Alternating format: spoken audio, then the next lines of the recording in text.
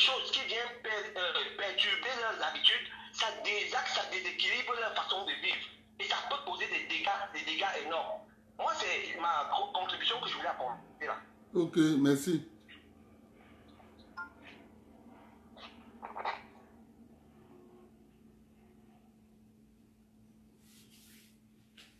Je ne sais pas ce qui s'est passé, ça s'est coupé. Je ne sais pas ce qui s'est passé. Jean-Noël était, je ne sais pas ce qui s'est passé, ça s'est coupé. Je ne comprends pas. Reconnectez-vous. Reconnectez-vous, je ne sais pas ce qui s'est passé, ça s'est coupé.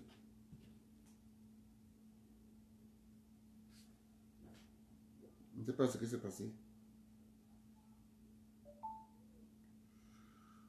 Reconnectez-vous, je ne sais pas ce qui s'est passé, ça s'est coupé. Je ne sais pas ce qui s'est passé, ça s'est coupé. Ça veut dire que je ne dois même pas montrer ce que je devais vous montrer. Parce que si je montre ça, si je présente ça encore ici, là, ça va être catastrophique.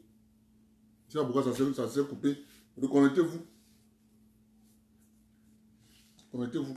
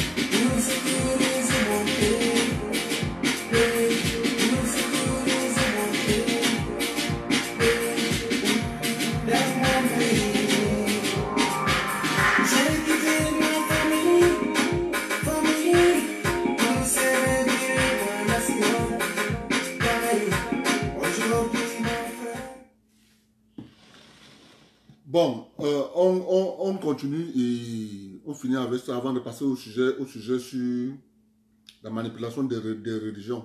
Je vais vous dire quelque chose. Ça va aider beaucoup de personnes. Parfois, il y a les gens sont souvent un peu naïfs.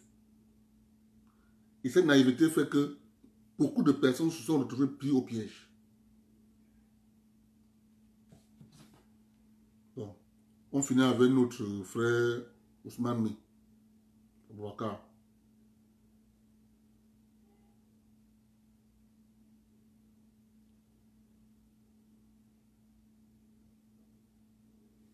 Les villages ont disparu, mais les bulletins, les urnes sont pleins de votants. Alors, vous parlez de vote, justement, lors de la dernière élection présidentielle, le président Paul Biya est venu à Maroua. Il n'y avait pas mis les pieds pendant que Boko Haram faisait de nombreux morts dans cette région-là. Et au bout de 12 minutes et demie de campagne, il s'en est allé. Et au bout de l'élection, il s'en tire avec plus de 70% de votes dans l'extrême nord.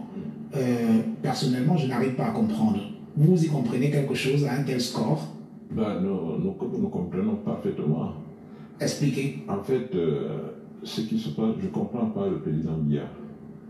Comment il peut penser que des gens, prenons le cas de Photocall, où en une matinée, en février 2015, en une matinée, on a abattu 150 personnes.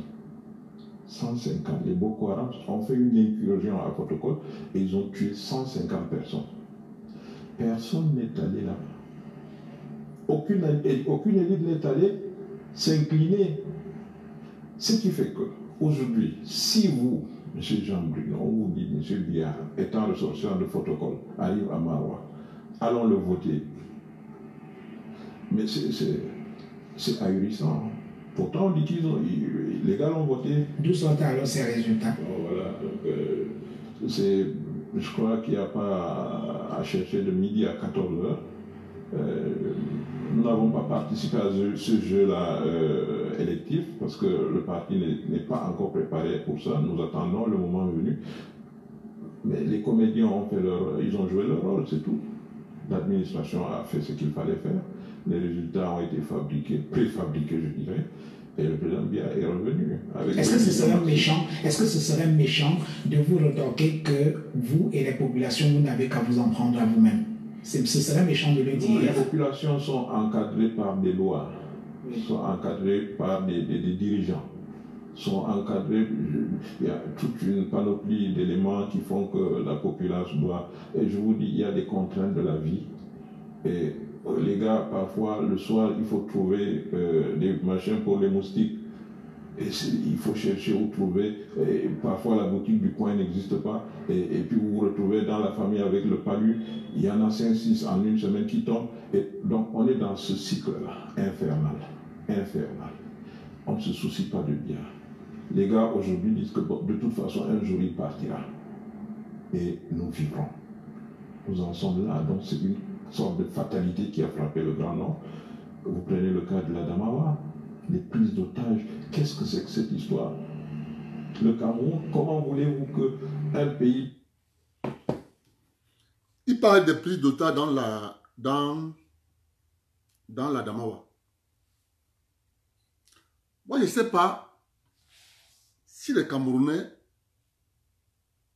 par méchanceté, la gendarmerie nationale, le corps d'élite de la gendarmerie nationale encercle les enleveurs d'otages, réussit à mettre la main sur 7 preneurs d'otages. Vous savez qui on découvre parmi les enleveurs, parmi les preneurs d'otages, qui on découvre?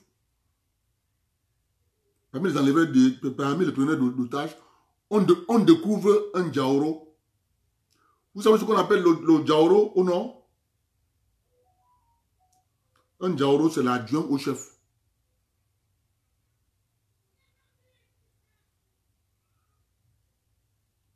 Un Diaoro. C'est passé, le reportage est passé à la CIA TV. Et je me pose la question, quand il vient s'asseoir, il dit, il ne comprend pas les preneurs d'otages. Quand, avant que le général Mpaye nous monte dans l'extrême nord pour dire aux coupeurs de route,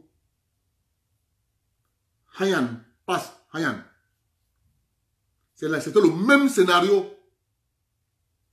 On avait trouvé que les preneurs d'otages n'étaient que les Diaoro.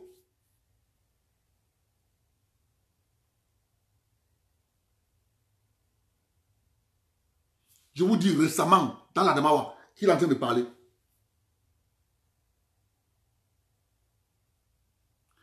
C'est-à-dire, les gens, je dis encore au peuple camerounais, ne suivez pas ces hommes politiques qui sont là pour ressasser la haine, la douleur que des gens ont connue. Quand je vois un homme politique qui vient s'asseoir à la télévision, il dit, j'ai perdu mon beau-frère, le mari de ma soeur. Vous croyez que je vais laisser passer? Mais il oublie que d'autres personnes ont perdu les leurs. Et qu'on va lui demander les comptes.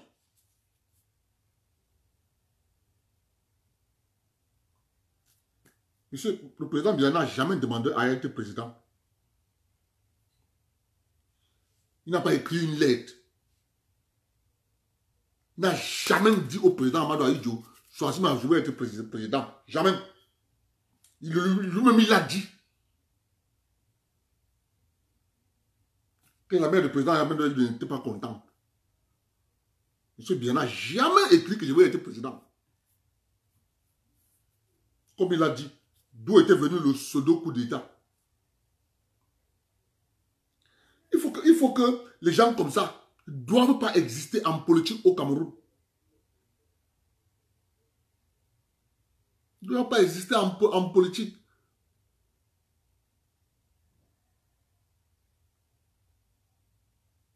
Parce que quand on vient faire de la politique avec, c'est-à-dire, il est comme s'il était un revanchard. Ses frères sont dans le gouvernement, que lui sabote, que le gouvernement ne fait rien. Mais la vérité, c'est que il faut qu'à chaque fois qu'il parle du président Amadou Ahidjo et du président Biya, il doit toujours rappeler que le président Biya n'avait jamais écrit une lettre. Il faut que vous me remettez le pouvoir. Jamais. Le président Amadou Ahidjo a choisi de son plein gré remettre au président Biya le pouvoir. Personne ne l'avait obligé. Oui, allô?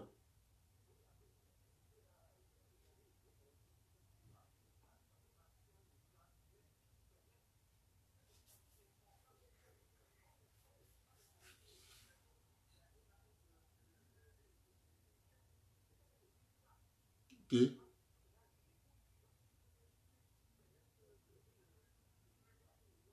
Ok. Ok.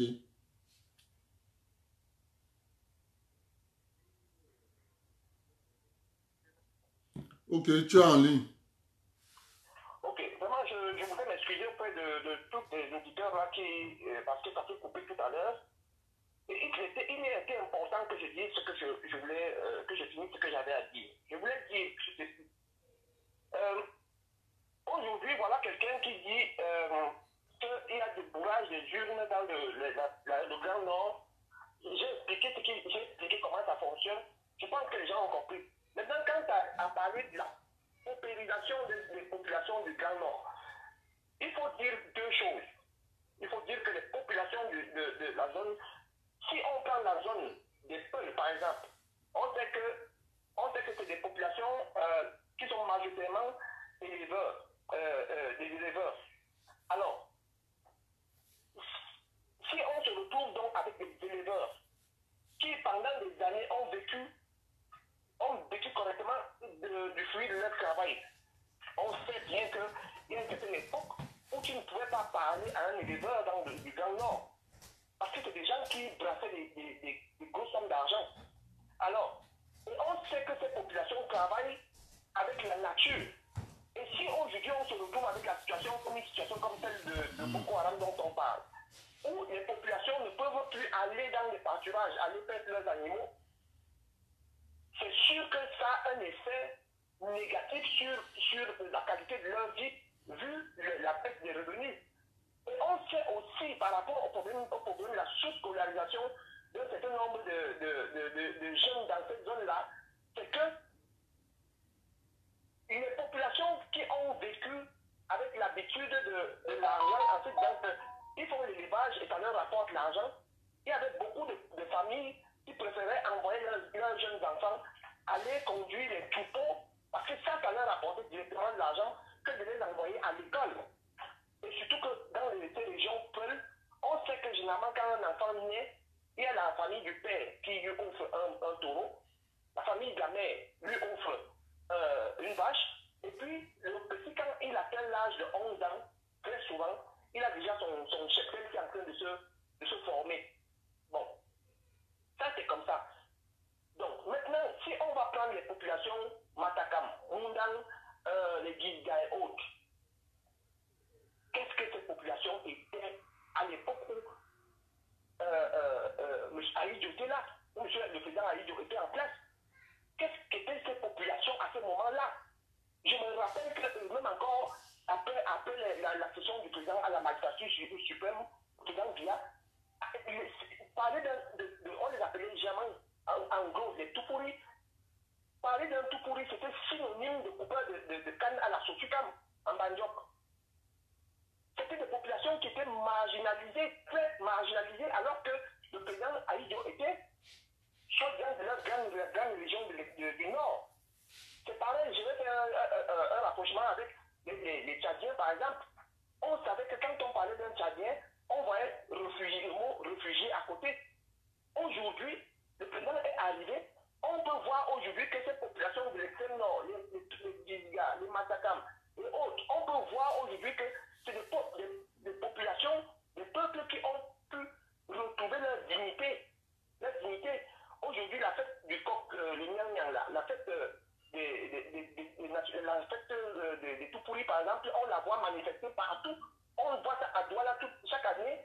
Ils célèbrent leur fierté. Vous allez dans le centre, dans le sud, partout, vous allez voir qu'il y a une période où ils célèbrent leur fierté. Ça veut dire qu'ils ont retrouvé une fierté qu'ils n'avaient pas avant. Et aujourd'hui, on peut voir toutes ces populations avec des représentants qui sont soit membres du gouvernement, soit assimilés.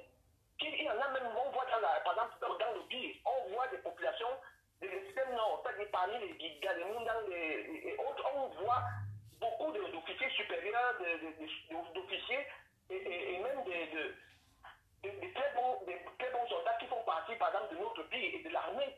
On a vu des chefs de ces Bires, par exemple, originaires de l'extrême nord, qui ont été très efficaces dans le combat contre Boko Haram. Donc on ne vient pas nous dire ici, parler des populations qui sont paupérisées comme s'il y avait une belle alchimie avant que le président Biya arrive. Ces populations étaient très marginalisées. Donc moi, c'est ce que je voudrais dire, il ne faut pas qu'on oublie ça. Et ces populations-là qui ont décidé d'accompagner le président Biya, vous voyez que tout le temps quand il fait une campagne présidentielle, il va commencer à Maroua souvent. Ce n'est pas pour rien. Et ces populations, elles sont très nombreuses. Elles sont très nombreuses, ces populations qui ont été marginalisées. Donc on ne vient pas nous raconter des histoires de populations qui ont été marginalisées comme si il y avait une belle alchimie avant qui faisait qu'il était heureux et quand le président de la République est arrivé, tout a été chamboulé. Au contraire, ces populations aujourd'hui marchent la tête haute comme tous les autres Camerounais parce qu'ils ont retrouvé leur place dans la République. C'est ce que je voulais dire. Ok, merci.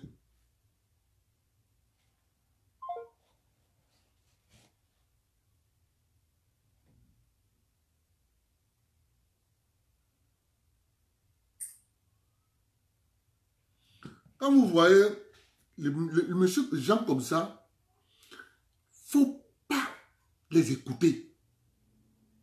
Parce que si vous les écoutez, ils vont vous dérouter.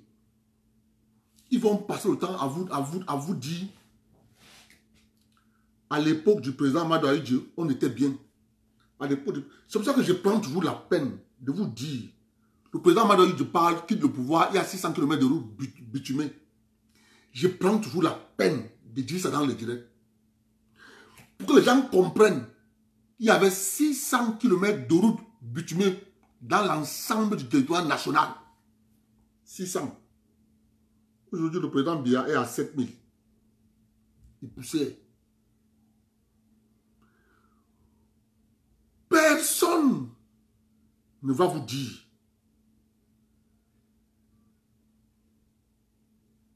que le Cameroun, tout est rose. Un pays connaît toujours un moment d'accalmie, un moment où l'économie va bien et un moment où l'économie ne va pas bien. Surtout avec notre histoire du franc CFA que vous connaissez. Il faut que les Camerounais soient assez sages pour ne pas suivre les gens comme ça. On l'exhorte bien à se lancer en politique. Si tu lui parles que son frère qui est au gouvernement, il va vous dire que c'est l'enfant de la deuxième femme, voire troisième ou bien quatrième.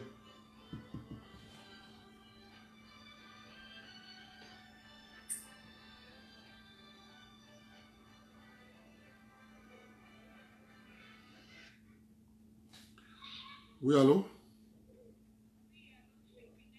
Oui.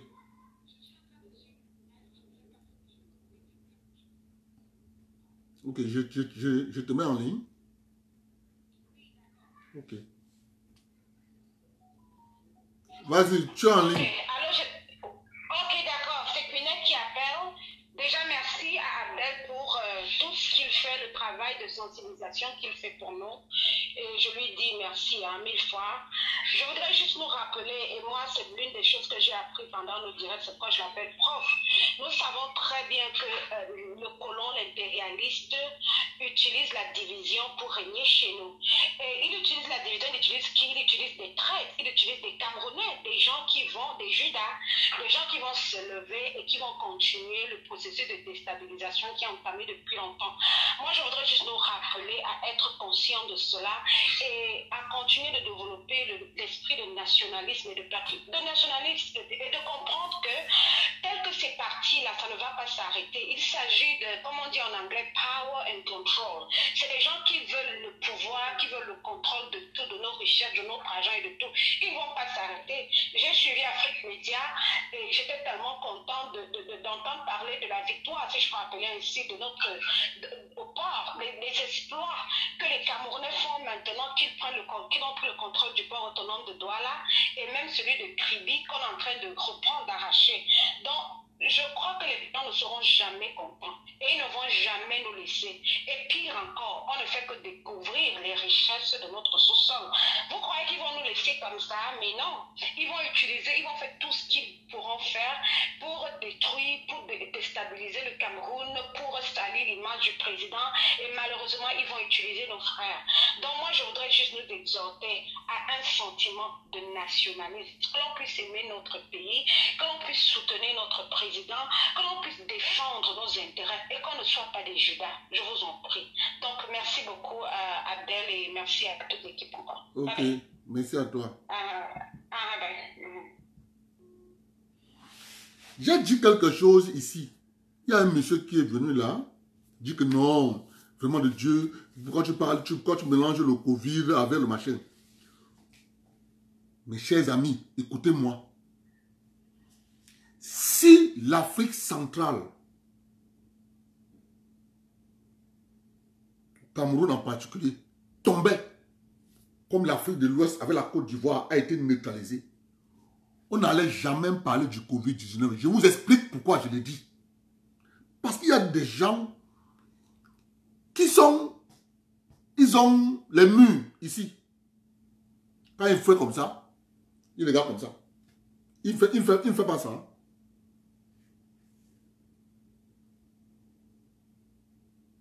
Avant de prendre une bonne décision.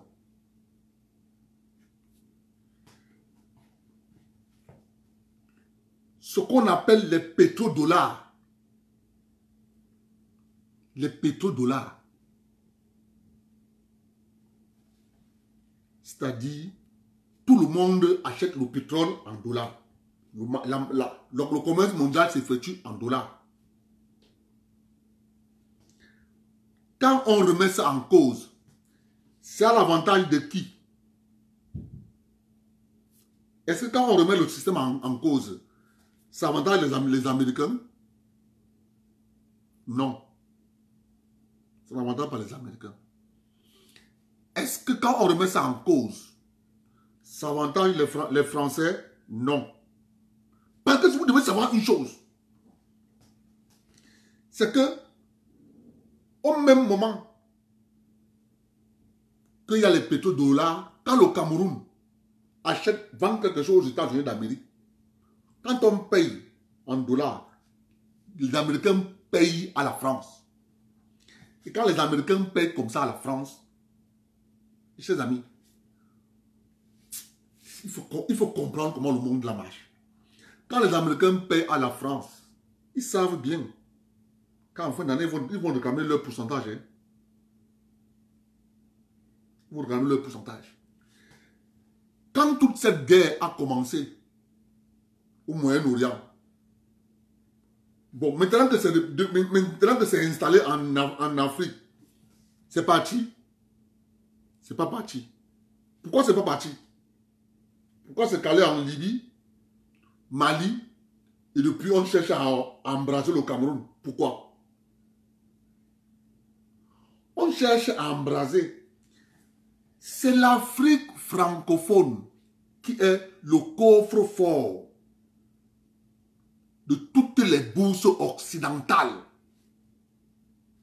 L'Afrique francophone, c'est le coffre-fort de toutes les bourses occidentales.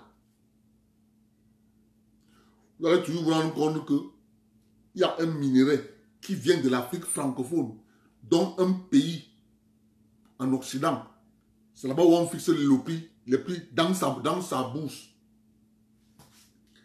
Reprendre le contrôle en Afrique francophone fait que les trois frères, France, Cocorico, l'oncle Sam et son cousin Germain, ont repris la main sur le pactole. Résultat de course, ils allaient dire aux Chinois, c'est nous qui avons repris le contrôle. Mais qu'est-ce qui s'est passé? Il y a un vieux président qui lui anticipe sur 5, 10, 15, voire 15 ans, 20 ans, avait vu la courbe se dessiner. Il allait faire alliance stratégique avec les Chinois. 20 ans avant. Alliance stratégique avec les Chinois.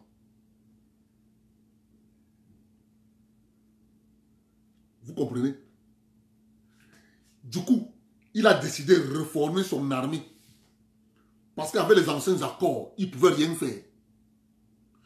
Ce que je vous dis là, si les trois frères là, la communauté internationale autoproclamée là, si les trois frères là réussissaient à mettre la main sur le Cameroun, mettre la main sur la Côte d'Ivoire, c'était fini.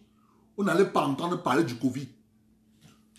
Le Covid, c'est une arme.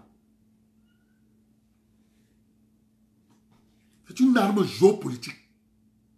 Tu ne peux pas faire la lecture géopolitique si tu es dans l'analyse primaire de la politique. Depuis qu'on a sorti l'histoire du Covid, on a réglé le problème de Hong Kong. Vous entendez qu'on parlait de Hong Kong? Depuis que la Chine a sorti le Covid, paf, on a réglé l'histoire de Hong Kong. On parle encore de Hong Kong. Eh mes frères, Hong Kong c'est terminé, on ne parle plus. C'est hier que le président américain Donald Trump disait « Je ne reconnais plus le statut de Hong Kong, je ne reconnais plus le statut de Hong Kong. » Parce que affaire Covid a neutralisé Hong Kong, c'est fini. Donc, la déstabilisation organisée par les ONG occidentales à Hong Kong, le Covid a neutralisé. On ne parle plus. Chacun est entré chez soi, on a barricadé tout.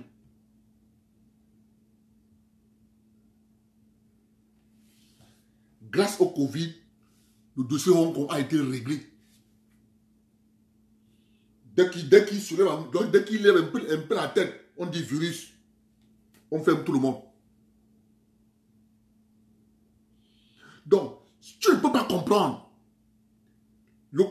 la géopolitique du Covid en étant léger dans la politique politicienne qui ne regarde pas les intérêts. Si les trois frères là posaient la main sur le Cameroun et la Côte d'Ivoire, parce que quand tu poses la main sur la Côte d'Ivoire, tu as neutralisé l'Afrique de l'Ouest. C'est ça que vous voyez, le président Jerry Rawlings a failli mourir, a failli avoir la crise cardiaque. France, lève Africa, France, lève Africa. Posez-vous la question, pourquoi Jerry Rawlings criait? Ils ont le Dama, on les a mis le Dama. Il n'est pas président. C'est son homologue qui est président qui peut pleurer chez lui. Hein. C'est Akufo-Addo qui peut pleurer chez lui. Qu'on est mort. Jusqu'à ils étaient même dans la gestation d'un coup d'État au Ghana. Il a fallu que le président Buhari prenne l'avion, aller à Accra. Dit, vous faites le coup d'État. Je vous déclare la guerre. C'est là où les militaires gagnants se sont retirés. Le président Akufo n'allait pas finir l'année, n'allait pas faire le coup d'État. C'est Buhari qui est parti là-bas, dit, tous les militaires, vous faites le coup d'État, je vous déclare la guerre. C'est ça qui a fait que, et dès que Buhari a fait ça, vous avez vu ce que le Jerry Rawlings a fait. France. Bon, ok. Quand il crie pourquoi? Il crie pourquoi? Donc, si tu restes au niveau de la politique politique politicienne sans comprendre ce qui est en train de se passer en profondeur, c'est que tu n'as rien compris. Je dis, c'est que tu n'as rien compris. Si le scénario que je suis en train de vous écrire là, réussissait, la Chine et la Russie n'allaient jamais être en Afrique. Je dis bien jamais. La Chine et la Russie sont en Afrique parce qu'il y a un vieux en Afrique centrale qui a anticipé ça depuis 20 ans. Il a vu cette courbe venir, il a dit que ça là, jamais. Il a anticipé. Il a anticipé. Maintenant, pour neutraliser les grandes puissances, si un est à droite, toi tu dois être à gauche. Tu dois jouer sur les intérêts. Et qu'est-ce que donc le vieux a fait? Ceux qui ne comprennent pas, qui sont dans la petite politique, ils insultent souvent le président Biya, ça comprend. Qu'est-ce qu'il a fait? Il a pris les intérêts économiques. Il a donné aux Américains. Il a pris les intérêts économiques. Il a donné aux Français. Les Français sont là depuis. Il a pris les intérêts économiques. Il a donné aux Russes.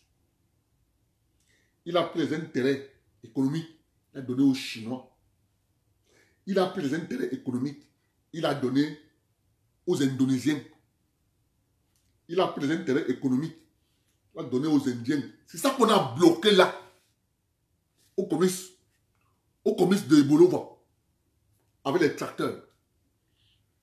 Et il fait encore entrer, non seulement il a fait entrer les Chinois, il cherche encore à faire entrer encore les Indiens. C'est même comme cette histoire. C'est ça que vous voyez que le système mandarin a bloqué là à Bolova dans la forêt. On parle tous les jours. Oh, les tracteurs sont dans la brousse. Oh, les tracteurs sont dans la brousse parce que c'est le système mandarin qui a bloqué. Parce que le vieux avait mis une stratégie sur pied pour faire venir entrer les Indiens. Les gars ont dit que mais, si le gars se fait encore entrer les Indiens aussi là, nous on n'aura pas finalement. Ils ont activé le système mandarin. C'est ça qui bloque là à Ibolova. C'est-à-dire qu'ils sont dans la forêt. C'est un partenariat entre le Cameroun et l'Inde. Si ce monsieur n'était pas au pouvoir, votre pays que vous parlez là, que vous êtes trop fiers là, allait être émietté, démantelé. Je dis bien démantelé. Vous allez être pire que la Libye. Vous devez avoir des seigneurs de guerre dans chaque région. Et là, le cocorico allait s'arranger à ce que ça ne finisse jamais. Parce que si ça finit, vous allez commencer à dire non, ils nous volent. Mais par contre, quand vous êtes en train de lutter entre vous, vous n'allez jamais vous préoccuper du vol comme vous faites. Mais par contre, c'est quand vous êtes dans la calmie et la paix que vous allez commencer à regarder qu'est-ce qu'ils exploitent. Bon, vous pensez que pour qu'ils continuent à vous exploiter, à vous piller, ils veulent que vous soyez dans la paix? Jamais, mes frères. Jamais. Ils ont compris leur erreur de donner les indépendances. Et ils veulent donc vous maintenir dans une... Ils veulent vous maintenir dans une déstabilisation, maîtrisée. Un coup, la paix, 2 ans de paix, 4 ans de déstabilisation, ça va aller comme ça. Ça ne finira plus jamais au Mali. Je vous garantis. Je vous garantis. Le Mali que vous voyez là, ça va aller comme ça. Jusqu'à. Parce que les gars n'ont pas encore réussi le coup de mettre la main sur le Cameroun. On ne parle plus de l'Afrique de l'Ouest, c'est fini ça. Quand vous voyez les Ghanéens crier, ils ne crient pas pour rien. La France et ses alliés ne font que tourner le tournevis. Mais oui, tout est économique. Grave encore. Tous ces autres pays-là n'ont pas anticipé dans le domaine de l'armée. Le Cameroun est le seul pays en Afrique noire qui s'est bien préparé. Francophone. Tous les autres pays-là, ils n'ont rien. C'est pour ça qu'ils sont couchés. Vous voyez l'armée d'un pays comme le Mali. Les militaires s'entraînent avec les fusils. Et tu entends les militaires faire comme ça. Avec la bouche.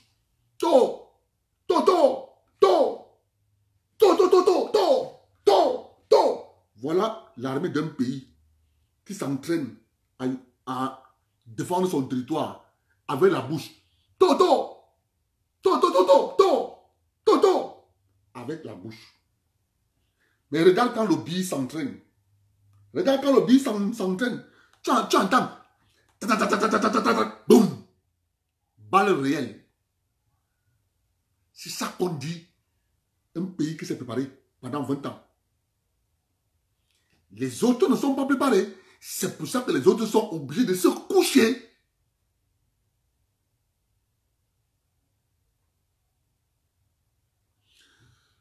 Mais observez bien la façon qu'ils sont en train de menacer le Tchad. Ils disent Déby, ayant compris la stratégie, vous ne pouvez plus dire à Idriss Déby de sortir du Tchad, aller aider quelqu'un. Il tourne là dans la CEMAC. Parce qu'ils se sont rendus compte, les Tchadiens se sont rendus compte que en les entraînant vers le Mali, c'était pour étirer sur leurs forces. Tirer sur les caisses. Du coup, les 6 pays, voilà ce qu'on est en train de signer avec la Guinée équatoriale. Accord de défense. Même chose fait avec le Tchad. C'est parce qu'ils ont compris. Ils ont compris que je suis déstabilisé, le voisin sera déstabilisé. Ils travaillent en synergie.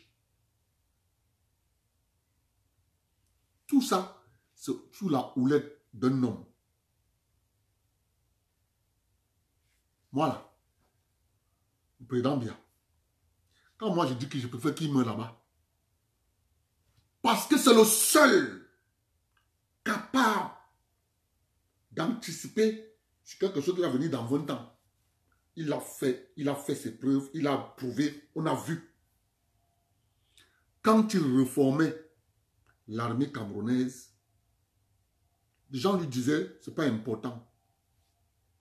Les Camerounais disaient que l'armée n'est pas importante, mais c'est pour ça que vous voyez des Camerounais peuvent s'asseoir à la télévision, ils se mettent à critiquer l'armée. Vous n'allez jamais voir sur France 24, RFI, France Télévisions, on est en train de débattre sur ce que l'armée a fait en France. Quand l'armée sort, c'est pour régler un problème. Dès qu'on a sorti la gendarmerie, on a réglé le machin de le petit gars qui était là à Toulouse. C'est clair. Ne cherchez pas à savoir.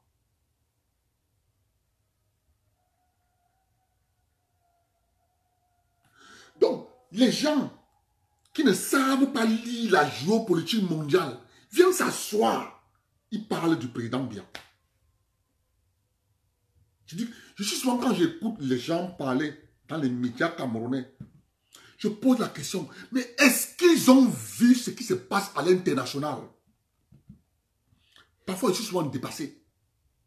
Est-ce qu'ils voient à l'international ce qui se passe?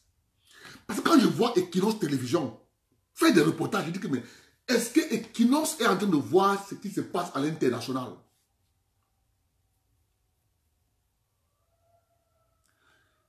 Parce que nos amis ne changent pas, ils utilisent les mêmes méthodes. L'homme africain est toujours le plus beau, le plus intelligent pour être manipulé.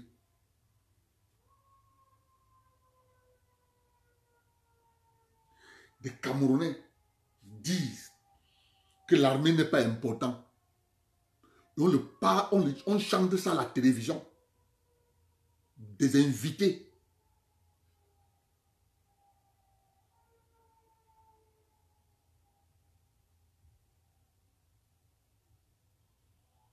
Des gens s'asseyent sur les plateaux de télévision. Juste parce qu'ils sont allés manipuler les anglophones.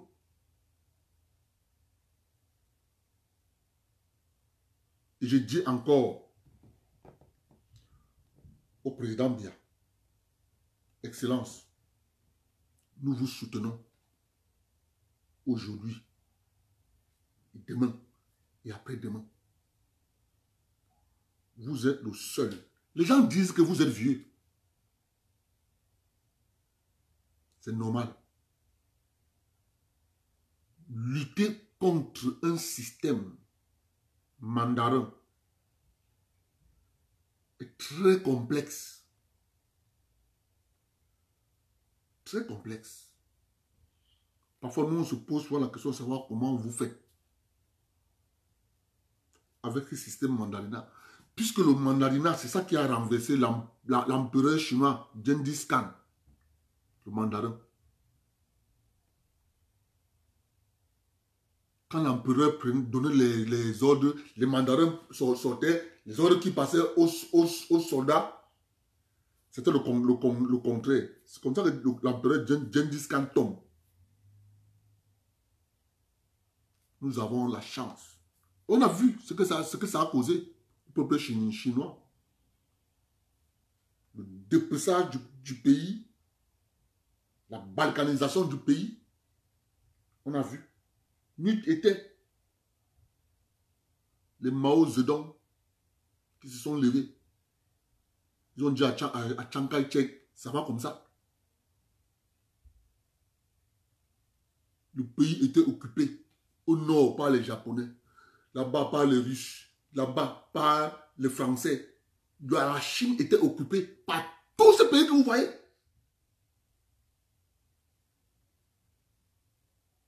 C'est le sort là qui est réservé au Cameroun. Mais nous avons eu un sauveur à la tête de ce pays. Je m'arrête là. Quant au sujet des religions, mes chers amis, je ne veux pas être long là, parce que je veux mettre fin au direct. Je vais vous dire un secret. Si tu comprends, c'est grâce aux religions qu'on a créé la race. Je répète, c'est grâce aux religions qu'on a créé la race.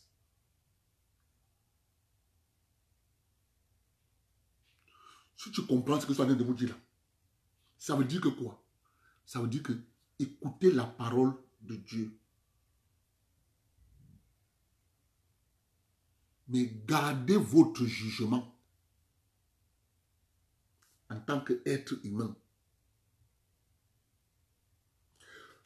Parce que si tu reconnais que c'est grâce aux religions qu'on a créé les races, ça veut dire que tu comprends que la religion, c'est quelque chose qui est très dangereux.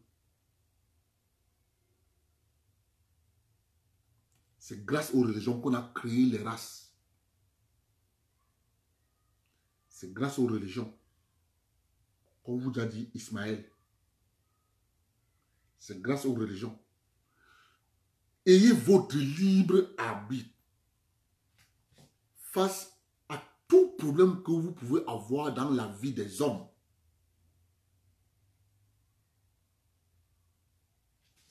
Je dis bien, ayez votre libre arbitre. Tout ce que vous pouvez avoir comme problème. Si tu as un problème, pose la bonne question pour que tu arrives à la meilleure solution de ton problème. Mais, si tu sais pertinemment que tu dois te lever à 6 heures pour aller au travail et que tu pars dormir à 3 heures du matin en espérant te lever à 6 heures pour aller au travail, quand tu vas te coucher à 3 heures du matin, tu vas te lever quand il sera 8 heures. La faute, ça ne sera pas le sorcier. La faute, c'est parce que tu t'es surestimé. Tu as refusé de respecter ton corps. Tu iras voir ton pasteur, prie pour moi. Je ne sais pas pourquoi j'ai dormi aujourd'hui. Il va prier pour toi. Tu vas refaire la même chose. Et la même chose, tu vas te réveiller à 8 heures.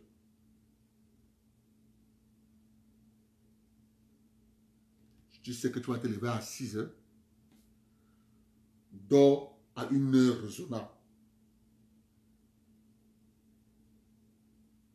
Pour que tu te réveilles en forme demain matin.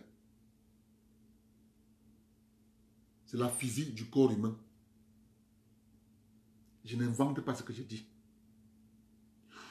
Le mot clé dans l'affaire, les races ont été créées par les religions.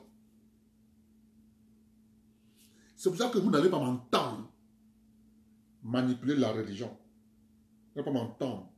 Je suis toujours distant. Parce que moi, tout ce qui m'arrive, je me pose toujours la question de savoir, mais est-ce que je n'ai pas été fautif quelque part?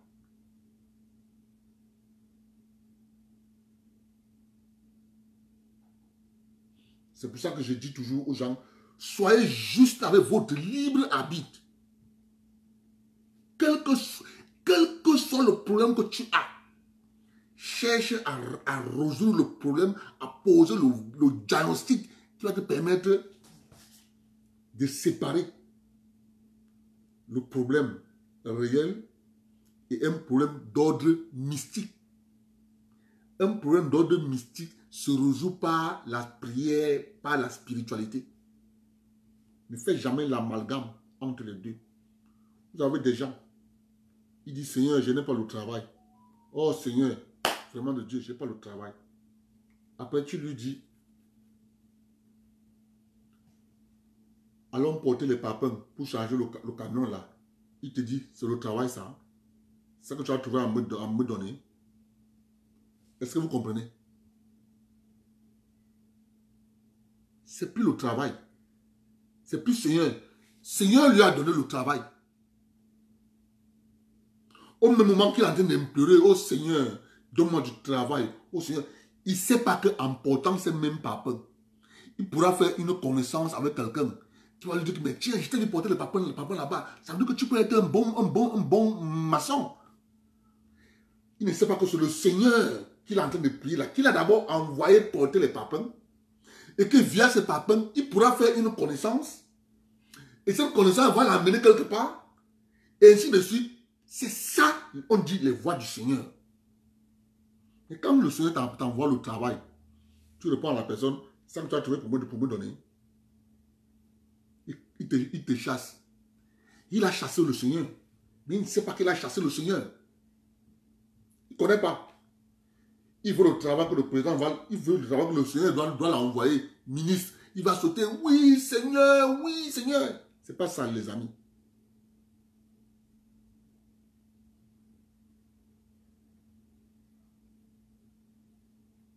C'est comme ça. Vraiment, je vous remercie beaucoup. On a été perturbés dans ce direct.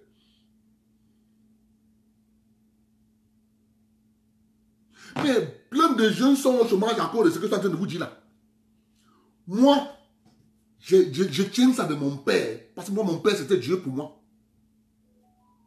Il me dit un jour,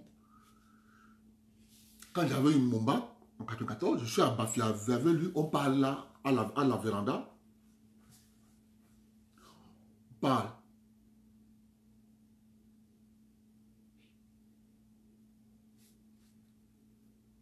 On parle. Alors, il me dit, tu sais,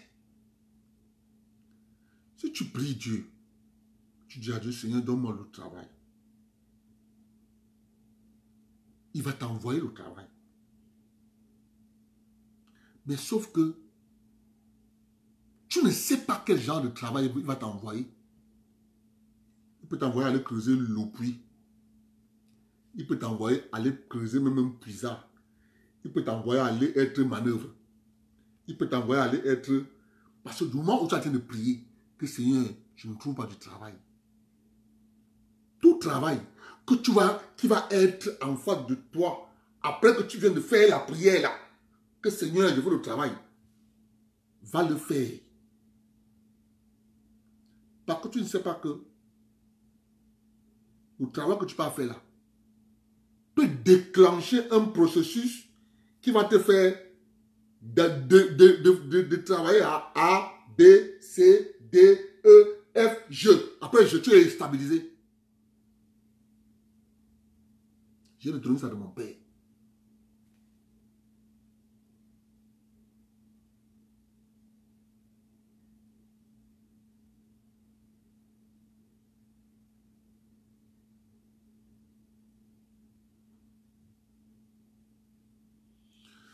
Donc, un gars va te dire, parce que je prends tous les exemples chez moi. Je suis à Douala. À la rue Fauche. Si tu es à Douala, je prends la rue Fauche. Là, chez Beko Sadé, là. C'est là où on faisait la route, la mécanique, là, au bord de la route, là. C'est au bord de la route, là. Là, chez Beko Sadé, là, à Douala, à la rue Fauche. Beko Sadé est là derrière la station Total. Nous, on faisait la mécanique, là. On faisait même parfois la mécanique, même devant. C'est nous qui prenons la voiture de Beko Sadé. Là, au bord de la route, là. C'est nous. Comme on était amis avec les gars, voilà, ils pouvaient ramasser les voitures de tout le monde. Ils ne touchaient pas à nos voitures. Au contraire, ils nous avertissaient toujours que bon, les gars, on va passer là-bas vers la rue Fauche, mais laissez d'abord qu'on passe d'abord. Après, vous remettez vos voitures. Donc, ils nous donnent l'heure. À 10 h, on pousse d'abord les voitures. On ne clique pas les voitures. On remet les roues des voitures, on reste là. On fait les commentaires. Ils vont venir passer avec leur voiture. Quand ils passent, Amoto Nanje, Amoto Newa, ils passent. Les gars de là ne prenaient jamais nos voitures pour amener à la fourrière. Je dis jamais. Parce qu'on était les potes. On finit un travail. C'était une Nissan Maxima. on travaillait sur les cylindres parce qu'il avait les cylindres de la Nissan Marsuna étaient en... C'était les amortisseurs à huile. Il y avait une petite pression avec l'huile à l'intérieur. Il fallait donc, c'était l'huile, le soufflet était percé, l'huile s'est versée. Donc, quand il roulait, il fallait donc adapter. Le gars vient avec ça. On souffle. Entre-temps, un de nos frères travaillait à la Sokada. Il vient à 12 h. À la pause, il vient nous retrouver à 12 h. Il nous dit, il y a un job là. Allons d'abord voir. On quitte là. Il me dit que Abdel va d'abord voir. Moi, j'étais le plus petit. Parce que j'étais avec mes grands frères, Zachary, Athémie, Ima, tous ces grands-là. On part avec lui, on voit la voiture. Il me présente à la dame. Écoutez ce que je suis en train de vous raconter. Parce que les gens sont... Parfois, souvent, tu peux dire, mais est-ce qu'il comprend même la vie? Je vois la voiture, il me présente à la dame qui avait la voiture, que je vais revenir demain. On rentre à la rue Fauche, on finit la voiture, on avait fini la voiture vers 20 h. Le lendemain, au lieu de passer par la rue Fauche, je passe d'abord par Bonapriso. Je demande ce que j'avais à demander. C'était l'allumeur, je demande l'allumeur, on part chercher l'allumeur au camp Yabassi. On trouve l'allumeur, on revient à 12 h avec lui, on finit le travail. Mais entre-temps, il y avait une autre voiture. On me laisse donc finir cette voiture. C'était une 205. Je dépose le moteur de la 205. Quand je finis, la dame me dit, est-ce que tu peux travailler pour 25 000? Voilà la question qu'elle me pose. Est-ce que tu peux travailler pour 25 000? On te paye 25 000 à la fin du mois.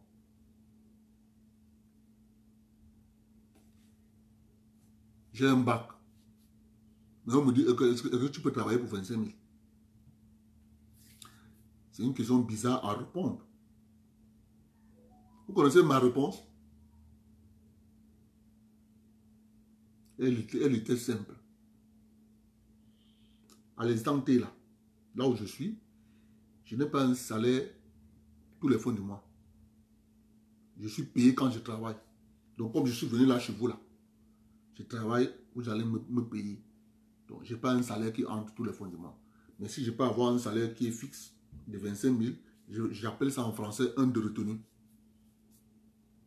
L'important, c'est d'avoir le travail. Le salaire va être jugé sur le terrain. Elle me regarde comme ça, elle me dit, bon, ok. Elle prend la carte de visite de son mari. Elle écrit, elle signe. Elle me dit, va voir mon mari.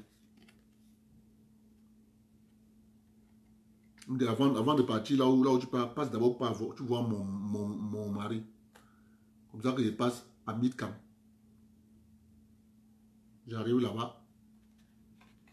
Je demande au gardien, on me fait montrer. Non, on se sert toujours de la vie des gens. Ça aide les autres. On se sert toujours de la vie de quelqu'un pour que ça aide les autres. Mon frère, c'est ce que j'ai fait ici là, pareil quand je suis arrivé. Je l'ai fait au Cameroun. Je suis arrivé ici là, c'est pareil. Eh oui. Donc il y a d'autres personnes qui ne savent pas ça. Il vient avec la veste et la cravate. Il dit, je ne fais pas telle chose. Je ne fais pas telle chose. Je ne fais pas telle chose. Je ne fais pas telle chose. Il a bloqué sa vie pendant 20 ans. Il ne sait pas que depuis qu'il prie Dieu, que le Seigneur donne le travail, le Seigneur l'a envoyé le travail. Il a refusé. Il ne savait pas que le travail que le Seigneur l'a envoyé là, c'est ce travail qui allait déclencher tout le processus. Ça, c'est l'expérience d'une vie. L'expérience là. Mon frère, on ne vend pas ça à l'école. On n'enseigne pas ça à l'école. À partir de mon expérience là, tu peux t'inspirer. C'est très important dans la vie. C'est très important. Non. Comme ça, je dis que même ici, c'est la même chose que j'ai appliquée.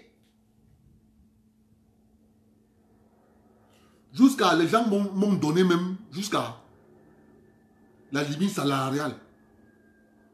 On m'a dit que non, pour avoir tel salaire ici, il faut d'abord être sûr de faire au moins 15 ans, voire 10 ans, pour avoir tel salaire ici. Oui, les amis. On m'a dit ça. Je l'ai eu en 3 ans.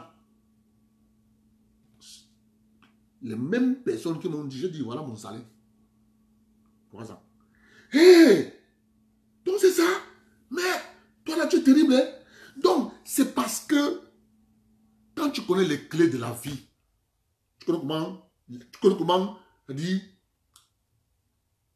tu connais, on appelle ça, c'est comme la métaphysique. C'est comme la métaphysique. Des choses qui sont prêtes à côté de toi là, tu ne sais pas comment les agencer. Tu passes là devant tous les jours. Et quelqu'un d'autre vient, il s'est positionné, après tu dis, hé, hey! Donc c'était ça. Donc il faut toujours raconter l'espérance de ta vie pour que ça serve quelqu'un d'autre.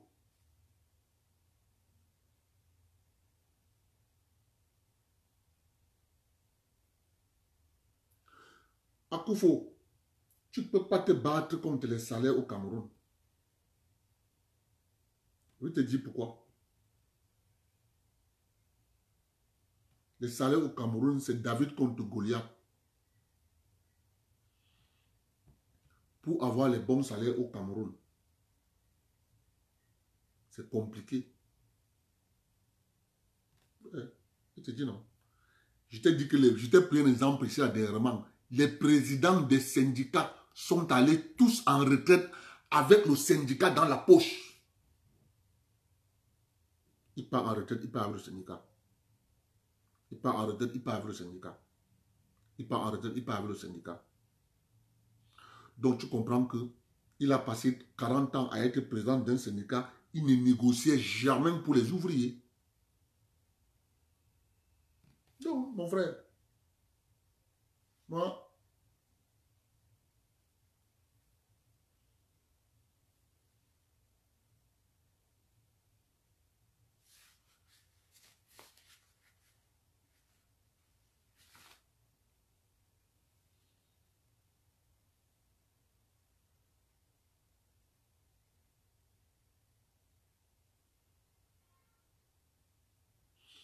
dans la vie, il faut savoir les codes. Si tu veux faire la tête, tu ne vas pas t'en sortir. Tu ne t'en sors pas. Si tu veux quelque chose, et que tu sais que je veux telle chose, je te pose la question, comment faire pour obtenir ça? Comment faire pour obtenir ça? Mais tu peux observer, après tu te rends compte que ce n'est pas, c'est pas possible, tu ne peux pas l'avoir. Moi, je dis à tout le monde, si tu pries et tu dis, Seigneur, donne-moi le travail, et que ce travail arrive, je te jure, même si c'est le travail qui arrive, que va porter le sac. Gars, va d'abord porter le sac. Parce que tu ne sais pas qui tu vas rencontrer quand tu vas porter le sac là. Tu ne sais pas. Tu ne sais pas. Tu ne sais pas. Mon frère, dès que tu refuses là, c'est fini pour toi. Ta prière, partir dans l'eau pendant 20 ans. Tu vas rester là à la maison, aigri, énervé. Qu'on ne vous trompe pas, les amis. Qu'on ne vous trompe pas. Le travail est l'émanation des rencontres avec les gens. Sauf si ton père a créé une entreprise. Mais si tu es comme les nous comme ça, là, moi je suis un anonyme. Moi je n'ai pas quelqu'un qu'on va me dire, prends ta main, on va mettre là-bas. Non. Moi c'est dans les rencontres que j'ai eu à faire avec les gens. C'est pour ça que je vous dis, ayez toujours le meilleur jugement. Et faites attention avec les religions. Les religions ont créé des races. C'est là-bas où ça a commencé. Dès que vous avez compris ce jeu, vous êtes libre, vous êtes libéré. Vous prenez de la hauteur. À chaque fois que vous avez un problème, ne voyez pas toujours le côté spirituel. Prenez le bon sens et posez le problème vrai qui est devant vous là, un problème réel, et vous cherchez à apporter une solution à ce problème réel. Si vous vous asseyez, vous commencez à dire, hey, Seigneur, pardon, fait que je dois résoudre ce problème. Non, ça ne viendra pas. Pose le problème, trouve une solution. Tu demandes maintenant au Seigneur de te donner la force de résoudre ce problème. Parce que c'est la force là que tu auras besoin. Et la force là va être dans ton moral. Je vous remercie. Vous voyez bien que moi, je ne peux pas interdire quelqu'un de ne pas aller prier. Parce que là-bas, ce n'est pas un problème. Savoir interpréter la prière que tu fais. Tu pries, Seigneur, que tu veux le travail. Et quand Dieu t'envoie le travail, tu dis non. Plein l'ont fait comme ça dans leur vie. Comme ça. Beaucoup sont tombés dans ce piège. Ouais, Seigneur, Seigneur, Seigneur, donne-moi un mari. Seigneur, s'il te plaît, donne-moi un mari, Seigneur. Seigneur t'envoie un mari. Tu refuses, il n'a pas l'argent. Maman, tu connais si c'est Dieu qui te l'a envoyé pour que quand tu vas l'épouser, il ouvre ses portes. Tu connais? Tu ne connais pas. Seigneur, Seigneur, Seigneur, s'il te plaît, Seigneur, Seigneur, s'il te plaît, Seigneur, Seigneur, je veux un mari, il t'envoie une femme. Seigneur, trouve-moi une femme. Seigneur, trouve-moi une femme. Dieu t'envoie une femme. Tu regardes. Tu dis, ah, ses parents ne sont pas riches. Elle va trop compter sur moi. Je suis pauvre. Je suis pauvre. J'épouse encore une femme qui est dans une famille pauvre. Ça va être grave pour moi.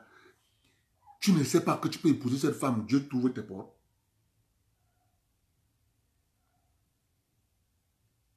C'est les petites choses que les gens font. Après, ils disent que on a attaché au village. On a fait ceci. C'est des choses élémentaires.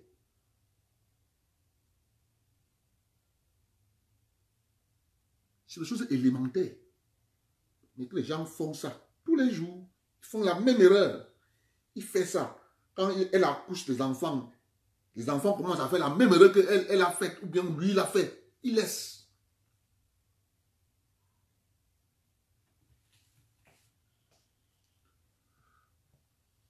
Je vous remercie d'être venu.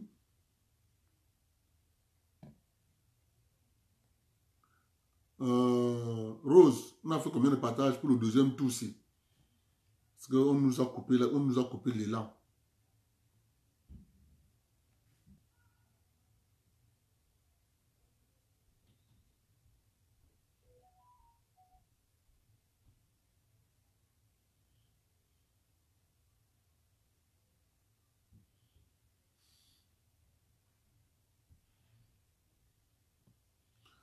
Oh, s'il te plaît, on a partagé combien cette fois-ci?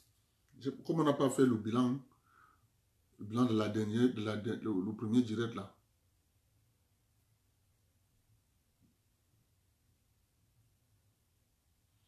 Non, moi je dis les choses qui sont simples. Ok. Rose, est-ce que tu as fait le bilan de la première fois là, s'il te plaît, chérie?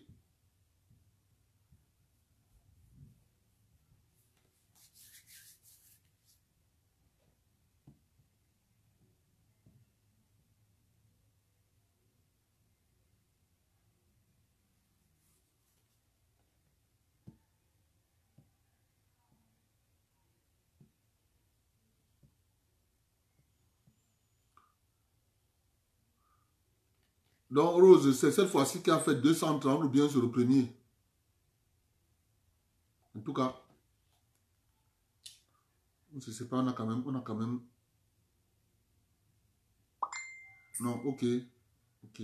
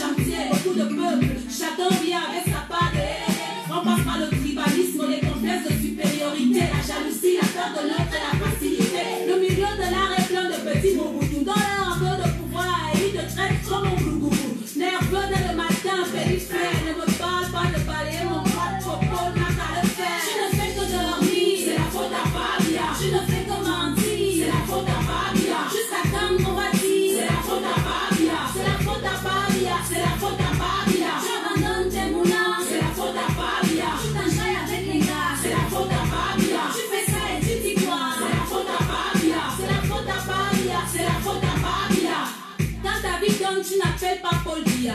Tu ne penses même pas à Paul Biya. Tu forgettes Paul Biya. Si tu vis ton jackpot la linge, tu ne vas même pas call Paul Biya. Mais dès que le marché est dur, c'est la faute à Fabia. Tu chies à tes amis sûrs, c'est la faute à Fabia. Toi-même tu aimes les gens, tu te crois intelligent. Ton marabout impuissant, c'est la faute à Fabia. Appelez le pasteur, c'est la faute à Fabia. Faut qu'il prie sur mon salaire, c'est la faute à Fabia. Yeah, allez, c'est la faute à Fabia. C'est la faute à Fabia, c'est la faute à Fabia. Tanga te touche mal, c'est la faute à Fabia. Tu ne fais même pas le sport, c'est la faute à Fabia. Tu me dis comme ton gros porc, c'est la faute à Fabia. Bla bla bla bla bla bla bla bla bla bla bla. Ton verre de peine se baisse, c'est la faute à Fabia. Ton ex-copain te baisse, c'est la faute à Fabia. Le mariage te blesse, c'est la faute à Fabia. Et les petites fesses te stressent, c'est la faute à Fabia. Ton pistache s'écrase mal, c'est la faute à Fabia. Les enfants te parlent mal, c'est la faute à Fabia. Ouais, c'est ça, c'est la faute à Fabia. C'est la faute à Fabia, c'est la faute à Fabia. Mes amis, Fabia c'est aussi l'enfant de quelqu'un. Il va finir par go un beau jour, tranquillement avec la volonté et la grâce de Dieu. Ce n'est pas ça qui va tout changer par magie. Chacun de nous doit changer, aimer son prochain, balayer devant chez lui. Remercions le Seigneur de nous faire comprendre que nous sommes tous dirigeants du Cameroun. Chaque chef de famille, chaque mère, chaque enfant dirige le Cameroun quelque part à son niveau. Que Dieu bénisse notre beau pays, le Cameroun, père de nos ancêtres. J'ai parlé.